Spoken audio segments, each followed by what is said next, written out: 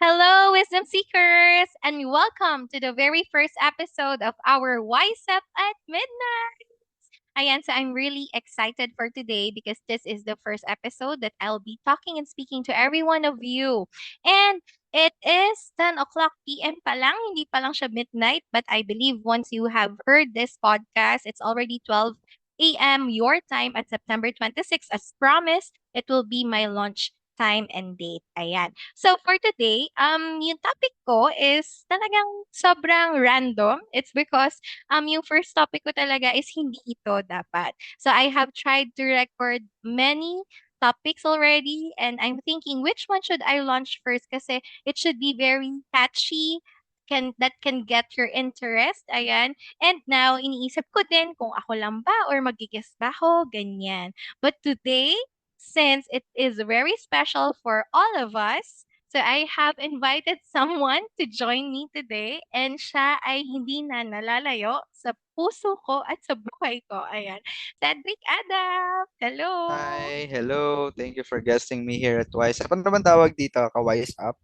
Oh, Kawais? wisdom seekers. Kawais, Wisdom pwede seeker. din. Yes. Kawais. Maarte kasi kaya wisdom seekers eh, daddy. Wisdom seekers. Okay. Kala ko kawais up. Okay. Sige, kahit Shout na out naman. daw sa Hi. mga taga-Taskas. Tama ba? Shout out sa lahat na nakikinig nito. I hope na may matutunan kayo o may makuha kayong wisdom.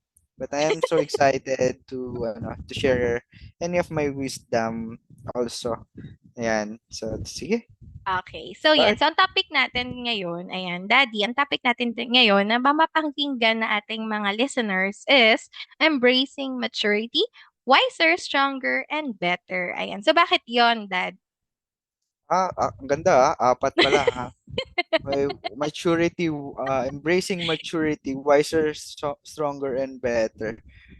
Ayun, so kasama kasi yan sa maturity na isang tao, di ba? Dapat mo kang maging wiser sa mga decision mo, kailangan mo Mm-mm. magpakalakas. Siyempre, Sa true. sa mga naging struggles mo sa buhay, sa mga pinagdadaanan mo, hindi ka ba lalakas, di ba? Mm-mm. Tapos, siyempre, as we become wiser, we become better, I mean stronger, Stronger, magiging makikita better. natin na Yes. nagiging mas better version tayo of our own self, 'di ba? Ayun, Ayan. so napakaganda naman ng topic natin, embracing maturity. Yes. And isa sa reasons kung bakit ito yung naisip naming topic. Kasi I just turned 30 last September 20. Ayan. And ito yung start of my new decade. So sa mga di nakakaalam, is mas matanda ako sa aking asawa ng 4 months lang. Hindi talaga siya 1 year. So he will be turning 30 na din this coming January. Ayan. And prepare kami ng set of questions that we'll be asking. Ayan. And sasagot kaming dalawa. So, it all revolves in adulthood, in growing up. So, yan. And we will have this very short lang naman. So, around mga 10 to 15 minutes. Ayan. Na magkwentuhan tayo. Ayan. And kasama syempre ang aking guest. Ayan. So, ready ka na ba, Daddy? Ready na ako. Nagulat nga ako una mong gines kasi 'di ba, ito is 3 decade. Pa Yeah. 3 decade pala. Kung dapat pala gines mo ko after 4 months. Hindi kasi sa 3 dekada na yon lahat kasama kita eh. Oh. From Sige, tara. grade 6, 'di ba? Tapos high school, tapos 'yun na. Tama So, kasi yung kasama kita. embracing maturity. I'm the one who is the embracing. Kasama mong embrace. Yeah, sa true. Okay, so sige, first question. Ikaw muna magtanong. Sige, meron akong set of questions dito. Nakakatuwa nga itong mga question natin. Yung unang question is, are you scared of becoming older or na-excite ka ba on getting older? Natatakot ka ba sa pagtanda? Or mas lalo kang na-excite na tumatanda ka? Sa akin, honestly, dati nung bata ako, yes, syempre. Kasi hindi mo alam kung anong mangyari sa'yo, what lies ahead. Pero mixed emotion siya of getting scared and getting excited. Pero habang tumatanda ka na, I don't know if ganun ka din. Pero sa akin, ganun ako. Na habang tumatanda na, parang hindi ka na, ano eh, wala na yung scared. Parang alam mo yun, hindi ka natakot kasi parang lalo na kapag napagdaanan mo na yung mga struggles and all, natuto ka na, ganyan. You've learned, you've lived, you grow better. So, ano ka na, excited ka na. Kasi excited ka nang maranasan pa what lies ahead, ano pang plinano sa'yo ni Lord, ano pang pwede niyang gawin sa buhay mo, even if you know that there will be difficulties and challenges, but you've learned that learning is a process, and you've learned that growing up is also included in that process, and part yun ng pag-grow up. If hindi ka nasasaktan, pag hindi ka nakakadaan sa difficulties, ibig sabihin walang growth na nangyari. Sabi nga ni Luffy, ano yung sabi ni Luffy daddy sa One Piece? If the road is, ano yun? Not hard? Yeah, sabi ni Luffy is if you're scared of risking, you are not risking at all. Yun. Tama ba Meron pa ang isa. aking Yung kapag may hindi mahirap ang daan, if it's an easy road, it's not the right road, 'di ba? yun, tama tama. Yarn. O, 'di Super. ba? O, Ito. If you don't take risk, you can't create a future. Oh, Monkey D. oh. Luffy. Oh, yan ha. Meron talaga tayong disclaimer. Sinerge ko pa. If you don't take risks, you can't create a future. Ah, tama Yes. naman. And of course, 'di ba, Daddy, kapag ikaw ay lumalaki na din at tumatanda, the more that you're getting closer to God and getting deeper to Him. So, mas nararanasan mo yung promises niya na pinangako niya sa'yo na totoo yun, it's real. And so, ano pang ikakatakot mo? If through your ups and downs, you're with God. Actually, when you're a Christian or when you are, sabi nga Christianity is a relationship with God. So when you are in a relationship with God, that Christianity na lang para mas magandang pakinggan. Sure. When you are in a relationship with God, you're growing, you're physically and you're spiritually with God also, and you're Mm-mm. mentally. So um ito na nga yung topic natin for today, embracing maturity, wiser, stronger, and better. When you are growing with God, the word of God, and when you're in a relation with God, Mm-mm. you are becoming more wiser on your decision, you are becoming more stronger on your physically and Yes. emotionally and in every aspect of your life. At the same time, mas nagiging better version ka ng sarili mo as you grow old. So, hindi mo Yes. kailangan matakot, kailangan mo ma-excite na ano pa ba yung plano sa akin ng Panginoon Mm-mm. na magiging mas wiser ako, magiging mas stronger ako, magiging mas better ako. Ayun. Pero syempre, kalakip din yung nakakatakot, 'di ba? Mm-mm. Nakakatakot siya in a Mm-mm. sense na, Lord, ano pa yung mga iaalaw mo na challenges sa buhay ko for me to become wiser, to become stronger, to become better? Kakayanin ko ba, Lord? Gano'n Mm-mm. ba? Siguro Pero part siya nakaka-excite ng din, 'di ba? process.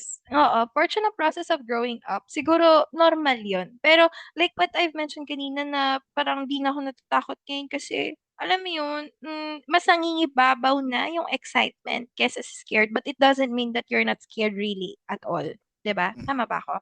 Gano'n Yeah, ka din? tama naman. Ano tayo tao tayo. If Mm. you're not scared at all, may mali sa'yo. Ibig sabihin, Mm. may mali dun sa paano ka mag-isip. Pero, kasama sa pagtanda natin yan, natatakot tayo. Pero, yung takot na yun is positive siya in a sense na natatakot ka na, Lord, kaya ba ako natatakot kasi you're preparing me for much bigger task. No, Mm. you're letting me getting out of the comfort zone, ganon. Mm. Takot naman eh. 'Di ba nga Mas yung stronger feeling lang yung excitement this time around, ah ah. right? Yes. Okay, so ready na tayo for next question? Ako naman Sige. magtatanong. Baka mamaya isang question pa lang tayo. Maubos Oo, na natin yung madaming 10 minutes mo. chika. Oo nga. Oo. Alright, so second question. Ayan, eto, ako naman magbibigay sa'yo. Would the 5-year-old me or tayo, kung sino man tayo ng 5-year-old tayo, be proud of the current me? Ikaw Oh. unang magsumagot. Would the 5-year-old me be proud of the current? Me. Actually, Yeah. may nakita akong meme nito sa Facebook eh. Sayang ngayon ko lang siya naalala. Yung meme na kasama ko yung nakikita ng pagkabata ko, yung present na itsura ko ngayon, yung kalagayan ko ngayon. And Mm-mm. I am very proud na sabihin sa sarili ko na yung 5 years old na ako, masaya kung sino siya ngayon. Ganon. Aw. Kung sino si Mm-mm. Cedric ngayon. Kasi yung 5-year-old me, for sure, pinangarap niya ng magkaroon Maging ng magandang supervisor? asawa, oo, magkaroon ng magandang asawa na Ah, supportive na wow. asawa, gano'n. Tapos siyempre hindi ano, yung 5-year-old me hindi pa naman siya gano'n ano, ka-matured mag-isip na Yes. about sa trabaho, ang gusto niya lang Mm. magkaroon ng pera, ayun, tsaka May pera ka magandang naman posisyon, ngayon. magkakapera. Yun yung maganda dun. Yes. Yes. Yung kasama sa wiser, stronger, better, 'di ba? Wiser ka Sa sa pera, stronger ka sa true. pera, tsaka mas Mm. nagiging better yung capacity mo pagdating sa pera. Pero yung nga, masasabi Mm. ko, back nga tayo dun sa pinaka-topic is, yung 5-year-old me, for sure, pag nakita niya ako ngayon, sabihin niya, ay, idol ko to. Ganon. Kasi, Aw. yung stronger emotional state ko ngayon na kayang mag-handle ng stress. Siyempre hindi marami pang for improvement pero yung Mm. mga dinadalang stress about sa Mm. work, about sa family, pag-handle ng family. Kasi hindi ko na-expect kasi ang thinking ko dati, pag lumaki ka, maglalaro ka pa din. Ganun. Puro laro pa din. Parang Naglalaro ka pa kasi rin naman ngayon. naglalaro pa din pero yung di mo adik na adik dati. Oo. Pang-ano Ganun. lang kasi yung laro mo ngayon parang pang stress reliever, eh. Pang Ah, break time, ganyan. pang break time, pang ano Mm. lang, pang alis lang dun sa iniisip mo, Reality. Oo. reality, pang alis lang sa reality. Oo. Pero yun nga, sasabihin ng 5-year-old me, oh, hindi ka na pala puro laro, ano, Cedric, yan, you're maturing na alam mo na yung pa-priority mo, alam mo na yung Yes. dapat mong isipin, wiser ka na Mm. sa mga desisyon mo, yung malakas na yung pangangatawan mo, kasi dati ang payat-payat ka, kakalaro, ngayon Sobra. stronger na, di ba? Tas, Ipakita ko ba dito? wag na, baka mamaya mabawasan yung mga follower ko.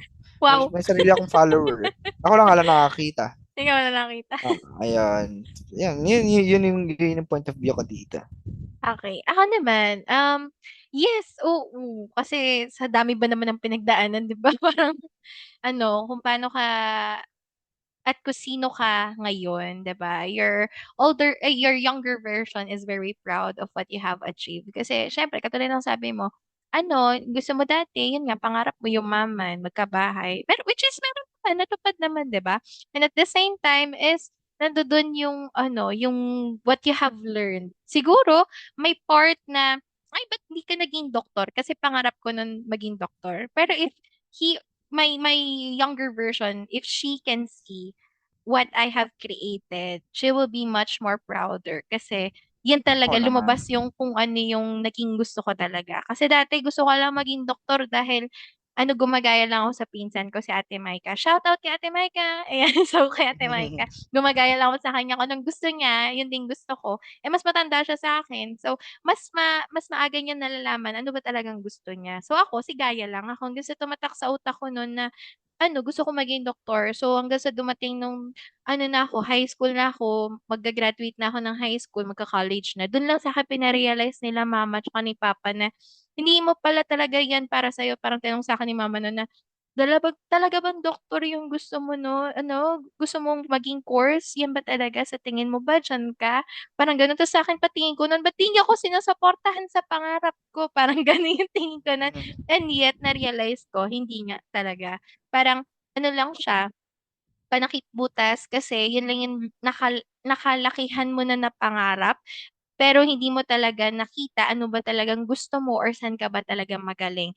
But indeed, my younger version will be very proud kasi hindi ko yun naging mistake sa life ko and na-figure out ko talaga ano ba talagang giftings ko, anong skills ko, ano ba talagang passion ko, ganyan. So kaya nga tayo nandito ngayon, ito yung ginagawa natin, Oo nga eh. nagpo-podcast tayo. Yung nga Alright. nakita ko sa'yo na at Mm. least, hindi siya at least the Mm. very best is nagagawa mo yung plano ng Panginoon sa'yo. Ano mo, Aw, align mo yung kagustuhan ng Panginoon sa talagang pangarap mo. Yun, glory yun to kasi God. yung medyo mahirap sa medyo mahirap eh.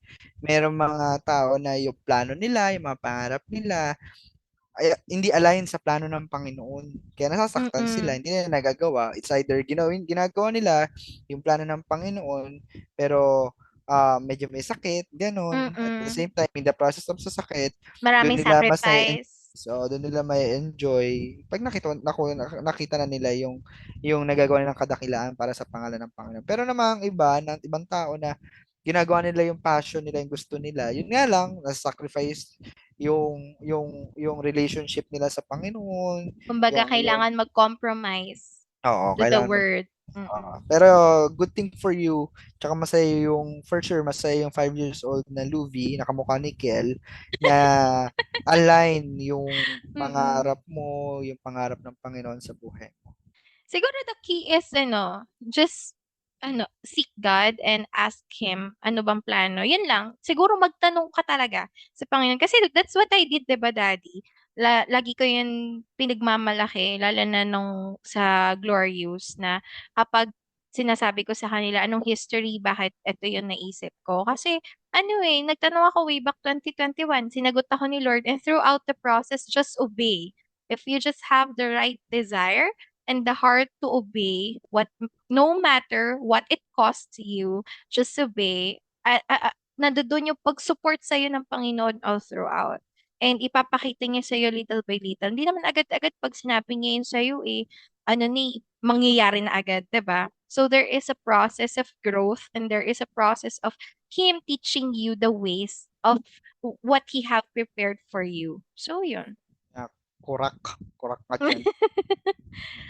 Okay, next. Ikaw naman, magtanong ka. Ako na ba? Sige. Yes. English yung mga tanong ko dito, kaya medyo nabubulol-bulol ako kasi 10, ito 10, 18 na nare-record natin to eh. So, Oo. mga 10, 19 kasi wala na English ko, Tagalog na lang lahat. Ayan. Na-expired na. Expired na. How did your, ito yung question ko, how did your upbringing shape the person you are today? Oh, how did your upbringing shape the person you are today? Siguro talagang malaking factor. Hindi siguro, talagang malaking factor yung pagpapalaki ng magulang. And I'm very proud of how my parents teach me the ways of God and the ways of men as well. Pero the ways of men na aligning to the ways of God. Kung paano mo siya may apply. Kumbaga, di ba sabi nga natin, pag nagbasa ka ng Bible, that's the knowledge, you know it. But then it becomes wisdom when you apply it, when you act according to the knowledge that you have received from the word that you have read. 'Di ba? So, yung dun sa pagpapalaki sa kanila mama and papa, dun talaga proud ako dun. Kahit na only child ako, tas at the same time is strict sila, to be honest. Talagang alam mo yan, daddy, yung mga panahon na pinagbabawalan tayo nila mama. Totoo naman. Oo, nagawa. Ano ko yan, isa ako sa living testimony. Yes. Ayun. Pero ano siya, malaking factor na ganun yung pagpapalaki nila sa akin. Lalo na yung part na kahit na only child ako, pero hindi nila ako ginawang dependent sa kanila. Kundi pinalaki nila ako na oh, you are on your own kid, ganyan sabi nga ni Taylor Swift. You're on your own kid. Ano ka, hindi ka yung na kahit na kami ang magulang mo, kahit only child ka, pero hindi ka naman isa-spoil. Yun, ganyan. Nasobrahan nga lang, pero happy ako kasi ganun yung upbringing nila sa akin. And kaya nga sabi sa Bible, ilang beses sinabi sa Bible, honor your father and your mother. Ilang verses yun, di ba, Dad? Pero kasi ganun talaga sila yung blinas ni Lord na authority para sa pag-shapen sa'yo sa character mo. Kahit na may times na 'di ba, parents, they are not perfect at all. May mga times na nagkakamali sila or meron silang natuturo na hindi maganda or napapabayaan nila yung mga anak nila, may mga gano'n, eh. Pero sinabi ng Panginoon, "Honor your mother and your father." Talagang nandoon yung pag-respect mo, yung pag-honor mo sa kanila kasi si Lord ang nagtalaga sa kanila. So, no matter na anumang gawin nila na hindi maganda or what, kay Lord ka lumapit, ipag-pray mo sila. 'Di ba? Gano'n 'yun, eh. 'Yun yung way True. of honoring them as well. Kahit na merong maling kamali ang ginagawa yung mga magulang mo, pero you go directly to God, hindi yung ikaw yung magsasagot sa kanila, "Ba't ba kayo ganyan, ganyan, ganyan," et cetera, o ikaw magko-correct sa kanila, hindi. You go straight to God kasi si God ang nagtalaga sa mga magulang mo. And He has a purpose why He put you into that family. So for me, kung ano man yung tinuro sa akin na tawag dito ng mga magulang ko, sobrang appreciated ko yun kasi yun yung humubog talaga sa akin sa kung anong character ko. Paano natin nasu-survive yung struggles and Tama. challenges, 'di ba? Kasi kung wala kang correct character building and Wala attitude, inspiration. baka inspiration, baka bumakslide ka na, 'di ba? Parang o kaya, 'di ba may mga times na, 'di ba hindi tayo perfect. Dumating ako, honestly, dumating ako sa mga part of my life na muntikan ka na mag-suicide, depressed ka, 'di ba? Yun yung ano eh, yung ganun. Pero kung napalaki ka ng maayos and na-embrace mo yung salita ng Panginoon because you are inspired by how your parents taught you to do the same, talagang gagawin mo siya at hindi mo may isipan yung mga ganong bagay. You will value life more and more even if there are struggles and difficulties. Tama ba ako, Dad? Ikaw? True, tamang-tama. Mm. Ikaw, ganun ka din Ako ba? naman, magbibigay naman ako ng ibang insight kasi puro positive yung nakikita mo. Don't Mm-mm. get me wrong, mabait yung nanay at tatay ko. Pero I Opo. just want, to give an insight na other side of the book naman. Ganun. Other Mm-mm. side of Okay, the book. sure. Yan. Gusto ko yung other side of the book natin. Kasi nakikita natin yung katulad ng sinabi ko, 'di ba? Yung parents ko, okay sila, mababait yung parents ko. Apo, shout Pero out kila Mama ah, Becca at Daddy uh, Olay. they are the best parents for me, ganon. Sila Yes. yung pinaka the best parents. Kung mabubuhay ulit ako, sila pa rin yung pipiliin ko. Oo. Pero I just want to look on the other side, no? So, katulad natin, yung pagpapalaki ng parents natin sa atin, yun yung nagbibigay sa atin ng magandang upbringing. Pero, Mm-mm. take note na meron ding nakukuha tayo on the negative side nila. Napansin mo ba yon na, di ba, lahat naman ng tao may negative characteristic eh, di ba? Yes. May Kasi negative nga no one's characteristic perfect eh. sa true. Nobody's So perfect. meron din mga struggles yung mga magulang natin, negative characteristic.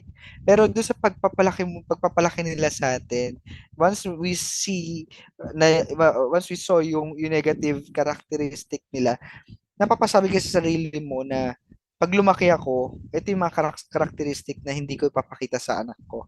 Kasi, Mm. 'di ba may mga ganon Mm-mm. na Mm-mm. hindi naman sinasadya ng mga parents natin na mabigyan tayo ng trauma, yung Asa paghataw sa atin, true. Tama. di ba? Mahal nila tayo pero may mga maliliit na Ay, ang trauma, may galing mo maliliit na bubog, dyan. That's may why you're maliliit, getting better. oo, di ba? May mga maliliit na Galing. bubog, may maliliit na trauma. Pero Mm-mm. at the same time, paglaki mo, di ba may mga ganun point ng buhay mo na pagyak mo, di ko to gagayahin sa mga magulang ko kasi pag Oo, ginaya ganyan yung nafe-feel ko na ko sila. pinapalo ko ni Papa dati. Di ba? Pag ginaya mo sila, madadala ng anak mo yung mga traumas mo nung bata ka din, di ba? So ikaw as a better version of yourself na kung ano yung mga pagkakamali ng mga magulang mo dati, hindi mo na yung gagawin sa anak mo. Ganon. Mm-mm. So, yun yung naging magandang upbringing sa balance di ba? Paano Ikaw, kapag ano pinakita mo yung naman, kapag wala pa namang anak, Kahit wala wala pang pang anak, pamilya? oo. Kahit wala pang anak, magagamit to. Kung ano yung mga nakikita mong negative na nangyari sa parents mo, pag-handle nila ng finances. O, di Mm-mm. ba? Kapag hindi nagkakaroon siya ng problema in finances dahil sa maling paghawak, 'di ba? Ikaw din alam mo na maging wise, 'di ba? Ito nga yung Mm-mm. topic natin, maging wise sa pag-handle ng pera. Kasi alam mo na Yes. kapag maling investment yung ginawa mo, kaya nagkamali na investment yung parents mo. Pag ginawa mo tong maling investment, maling kaparaanan, Mauulit lang. mauulit at Ulit maulit, sa'yo. magiging Yeah. cycle. So Mm-mm. once you know what is the yung negative na nangyari, you can cut ties. Kasi hindi mo makakat yung ties or yung cursed generation hanggat hindi mo nakikita yung negative na nangyari on that generation, on the past Mm. generation, I mean. 'Di ba? So Yep. ikaw, kasama sa pagpapalaki sa'yo, yung magandang upbringing sa'yo, yung positive tsaka negative ng pagpapalaki sa'yo ng mga magulang or kung sino man nagpalaki Mm-mm. sa'yo. Diba? So, Okay. yun yung two side of the coin ko para sa akin dito sa question na to. Oh, wow. Thank you, Daddy. Ang ganda ng input mo doon. Sa true, sa true. Tama. Kasi from both sides naman, positive and negative, you learn from it. And from there, you're getting better. 'Di ba? Kaya wiser, stronger, and better. Alright, for the last question, ayan, ako naman yung magbibigay. Ayan, so last question. Ito maganda to. Kasi alam kong gusto mo maging artista dati. Okay, so sabi dito, imagine yourself being a very famous person 10 years from now. What do you think you might have achieved that made you famous? Paulit nga. Kasi So, napansin ko lang sa mga tanong mo yung pogi, tapos gusto maging artista eh. Eh, medyo lumaki yung tenga ko doon. So, yun lang, yung naging focus ko. yun lang yung Ulit, most. paulit. Mag-focus ka nga sa question, wag dun sa pag-ano mo. Sorry, sorry. Okay, Kasi gusto ko ayan. yung praise eh. Kesa Alright. dun sa ano. Yung pogi Ah, line. Gano'n po kasi yung asawa ko 'pag nakarinig lang siya ng pogi na salita, lilingon na siya, eh, akala niya yun, eh. ano ka ba? One time nga dati sa palengke, akala niya siguro bibili ako pag tinawag niya akong pogi. Ang hindi niya nakita, dala-dala ko na yung 1 kilo ng galunggong. Ang pinapabili sa akin is gulay. Binili mo na, Binili ko na eh, kasi tinawag niya akong pogi eh. pogi. Pogi, bili mo Alright. tong galunggong oh. Hindi ka bumili 'di ba, Oh, agad-agad. bakit Ilang hindi? beses ka niya sinabihan ng pogi? Dapat 5 para medyo ano tayo, Eh, pa-humble swap ya. pang ilang sabi niya ng pogi bago ka bumili? Pogi, pogi, pogi, pogi, bili ka na ng galunggong. Unang pogi pa lang bumili ka. Ah, walang pogi pa lang kinilig na ako. Ano ba 'yan, nakakainis ka naman. Sige na, Oh, 'to na, last question, ayan, commercial lang po 'yun guys. Ayan, so last question, ulitin ko kasi na-distract siya sa salitang pogi. Sabi dito, imagine yourself being a very famous person 10 years from now. What do you think you might have achieved that made you famous? Dapat yung sagot na ito pang pageant, kasi feeling ko pang pageant yung oo, sagot. pang budget naman Ay, yung to. tanong. Imagine yourself being very famous in 10 years. Mm-mm. Actually, And ano daw yung reason? What do you think you might achieve that made you famous? Ano daw yung reason or ano daw yung na-achieve mo? Bakit ka naging, that made you famous? So, ba't ka naging famous sa mga panahon na yun? dalawa lang ang nakikita ko dyan. Mm. Um, yung isa is magiging director ako ng IT sa 10 years from now. At Wow. isa Amen, is amen. ang isa is Baka ano napapakinggan ka yan, ng boss mo pagiging ngayon, ah. oo nga eh. Baka mamaya i-promote niya ako. Wala pang 10 years. Sa tingin ko yung pag-share ko ng salita ng Panginoon. Yes. Kasi ang gusto ko sa pagsasalita ko ng salita ng Panginoon or ayun, correlated naman silang dalawa, yung pagiging director tapos yung pagsasalita ng salita ng Panginoon, correlated siya. It Pag-share means ng salita pag-share ni ng Lord. salita ng Panginoon kasi both na ginagamit mo yung salita mo to inspire, to give Mm-mm. hope, to share wisdom, to share the word of God, to share inspiration to other. Katingin ko Mm-mm. yun yung 10 years na very famous ako sa mga salita ng lumalabas sa bibig ko. And doon sa Mm-mm. salita na lumalabas sa bibig ko, gusto ko na makita ng iba na in my own journey, both spiritual and my career, lagi kasama yung Panginoon. Then sa kasama ko yung Mm-mm. Panginoon dun sa journey ko na yon na hindi lang ako sumikat dahil sa kaparaanan ko, sa kagalingan ko, sa pagsasalita, hindi doon. Gusto ko maging famous ako dahil sa ginawa ng Panginoon sa buhay ko na You've created naka-inspire an ako. impact to the Yeah, people. oo. Oo, Yeah. kumbaga, kung mamatay man ako 10 years from now, wag naman sana kasi gusto In ko pang, Jesus' name, hindi oo, pa. Wala oo, kasi wala magbabayad ng bahay, bala ka. Hindi Ayun, so, puwede. oo, Magbabayad ka pa ng bahay. yeah. So, hindi, in Jesus' name, what if lang, kaya mamatay ako na in 10 years from now. Nag-rapture na lang. Nag-rapture, dumating ang Kinuha ka Panginoon ni 10 years Lord, from now. oo. Eh, Kinuha tayo. gusto ko yung may mga, yung point ko dito is, pag binanggit ng Cedric, alam nila na he inspire us using Mm, his life. 'Di mm. ba? Yun. Kaya pag nag-rapture, syempre pag nag-rapture may maiiwanan. O, may inspire pa ba sila? Hindi, hindi na. Ang gusto ko is, kunyari, nawala lang ako sa mundo to. You know, Mm, they will know me the naging impact ako sa buhay nila that mm. help them to embrace maturity, wiser, stronger, and better. Diba? Wow, nasingit niya pa Napasok yung mo pa yun? title. Okay na yun. Alright, sa'kin naman, ang pagdating dito, imagine yourself, siguro ang sa'kin parang ito yung na-discuss natin last time, 'di ba? Sabi ko kung maging famous ka man ayun, share ko na din sa kanila, kung maging famous ka man, God allowed that to happen because you have a purpose to the life of other people. So you are bringing inspiration, and first and foremost, we as Christians, we are an instrument to share the word of God, which is the Mm-mm. gospel. And for me, yun lang yung nakikita kong kaparaanan. Dati kasi nung bata ako, sa mga hindi nakakaalam, gusto ko talaga maging actress. 'Di ba daddy, alam mo 'yan? Mm. Nag-undergo ako ng Artistahin ka, eh. training. Ha? Artistahin ka. Hindi, pangarap ko lang kasi gusto ko talaga umarte. Yun talaga yung love na love na love ko na kapag nakapasok ako ng theater, grabe goosebumps. Kaya nga ako nag-media production, eh.